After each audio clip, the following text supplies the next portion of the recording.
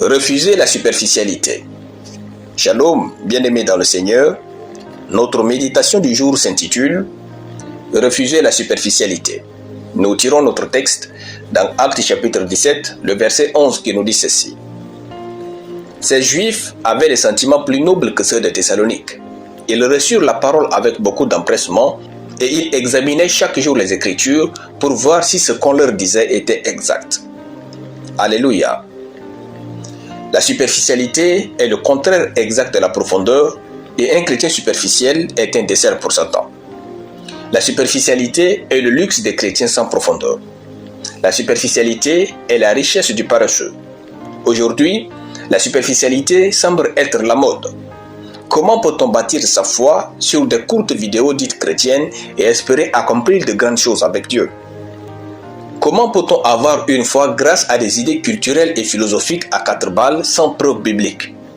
Peut-on exceller en aimant des activités religieuses plus que les études bibliques? Évaluez combien de temps personnel vous consacrez à Dieu, à sa parole, et vous aurez une idée de la profondeur de votre intimité avec lui.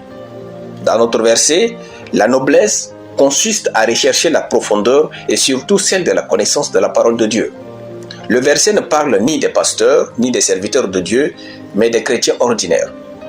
La suite nous donne l'impact de cette culture de profondeur.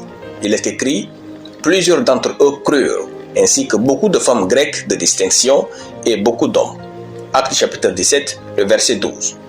Autrement dit, la foi et la richesse les ont suivis. Sachez que le doute a sa place dans la superficialité de la connaissance de Dieu et de sa parole. La pauvreté honore la superficialité, car nous ne pouvons pas courir vers la profondeur et manquer de foi et de richesse avec Dieu. Pour mettre fin à la superficialité, acceptez de payer le prix de la profondeur. Consacrez votre temps pour comprendre la parole de Dieu.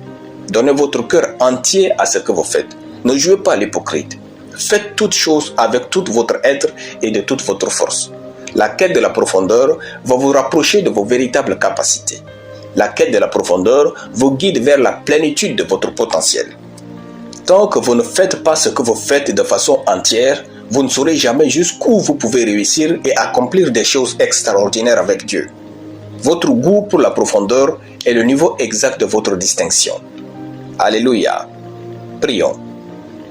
Merci tendre Père pour ta parole. Aide-moi à rechercher la profondeur avec toi pour bien exceller au nom de Jésus. Amen.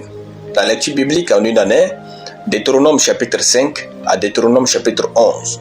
Soyez bénis, c'était le pain du ciel.